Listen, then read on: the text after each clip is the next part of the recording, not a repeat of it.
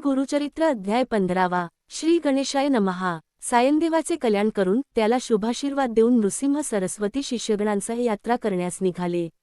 गावोगावी मुक्काम करत ते पुढे वैजनाथ क्षेत्राला आले। ते शिवशंकराचे तीर्थक्षेत्र, साधकास निवांतपणा लाभावा असे ते पावनक्षेत्र। स्वामी काही दिवस तेथे राहिले। संन्याशाने एका ठिकाणी 5 दिवसांपेक्षा अधिक काळ राहू नये असा त्यांचा दंडक होता। मनाला मोह पडेल इतपत कशातच गुंतून राहू नये असेही ते म्हणत।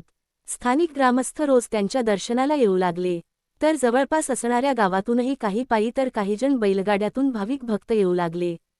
पूजन भजन नामस्मरण यात वेळ जात होता। भाविक आपल्या अडचणी स्वामींना सांगत होते, नमस्कार करून स्वामींचे आशीर्वाद घेत होते। भक्तांच्या अडचणी चिंता दूर होत होत्या। काही दिवस वैजनाथला राहिल्यानंतर स्वामी दुसऱ्या स्थळी जायला निघाले। भक्तांनी इथेच रहा असा खूप आग्रह केला, पण स्वामीचा प्रस्थान करण्याचा निर्धार कायम होता। स्वामी कशातच गुंतून राहणार नव्हते। मग काही भक्तांनी त्यांना हात जोडून विचारणा केली, स्वामी आता येथून तुम्ही कोठे जाणार?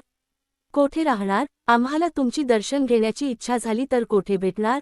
आमच्या अडचणी कोण निवारण करणार? आजवरची आपली कृपा, आपला लाभ आम्हाला सतत मिळावा अशी आमची इच्छा आहे। भाविक भक्तांची ती ओढ व तळमळ ऐकून स्वामी म्हणाले, मी जरी येथून जात असलो तरी जो कोणी माझी भक्तिभावाने आळवणी करेल, आठवण काढेल त्याच्या पाठीशी मी नेहमी उभा असेन। त्याच्या चिंता मी दूर करीन, संकटातून त्याला बाहेर काढीन। आपापल्या संसारात सुखी रहा व सत्यधर्माचे पालन करा। आता मी इथून श्रीशैल्य पर्वतावर जाणार आहे। त्या ठिकाणी काही काळ राहीन। किती काळ राहीन हे मी आता सांगू शकणार नाही, पण माझा इच्छित काळ संपताच त्याच ठिकाणी मी गुप्त होईन। त्या स्थितीत मी किती काळ राहीन तेही मी आता सांगू शकत नाही। त्यानंतर आपल्या शिष्य परिवारालाही त्यांनी निरोप देताना म्हटले, तुम्हीही आता माझ्याशिवाय पुढे तीर्थक्षेत्री जा। आम्ही यापुढे एकटेच जाणार। तुम्ही सर्वांनी उत्तर प्रदेशातील गंगा, यमुना, ब्रह्मपुत्रा, शरयू नद्यांचे दर्शन घेऊन स्नान करा।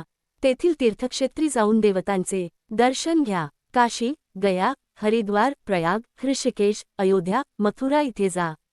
भक्तांना भेटा, त्यांना मार्गदर्शन करा। मग दक्षिण भारतात जा। तेथील कृष्णा, गोदावरी, कावेरी, कोयना, पंचगंगा, चंद्रभागा या नद्यांमध्ये स्नान करा। करवीर काशी पहा। तसेच नाशिक, पैठण, त्र्यंबकेश्वर, गाणगापूर, नृसिंहवाडी, आळंदी, कन्याकुमारी ही तीर्थक्षेत्रे पहा। या ठिकाणी पूर्वी ऋषीमुनींनी तपश्चर्या करून त्या स्थळांना पवित्र केले आहे। या स्थळांचा महिमा मोठा आहे। या स्थळी जाणाऱ्या भक्तांची सर्व पापे नष्ट होतात। पूर्वजन्मातील शापताप नाहीसे होतात, मन शुद्ध होते, शांती लाभते। या जन्मी जो पुण्य मिळवेल ते पुढच्या जन्माकरिता हिताचेच ठरेल। स्वामींनी आपल्या शिष्यांना मार्गदर्शन केले व त्यांचा निरोप घेतला। शिष्यांनीही गुरूंना वंदन केले आणि ते सर्व मार्गस्थ झाले। शिष्य यात्रेला जातात श्रीगुरु गुप्तरूपे राहिले। ब्रह्मरसाची ही गोडी जे भक्त आवडीने वाचतात ऐकतात त्याने परमार्थ साधतो। गुरु जेव्हा सिंह राशीत येतो तेव्हा पवित्र क्षेत्री सिंहस्थ पर्वणी असते। तेथे नदीत पवित्र क्षेत्री स्नान करून भाविक भक्त पुण्याईची जोडणी करतात। काही जण तेथे यथाशक्ती दानधर्म करतात, त्यामुळे पाप नष्ट होऊन आपले पितरही समाधान पावतात।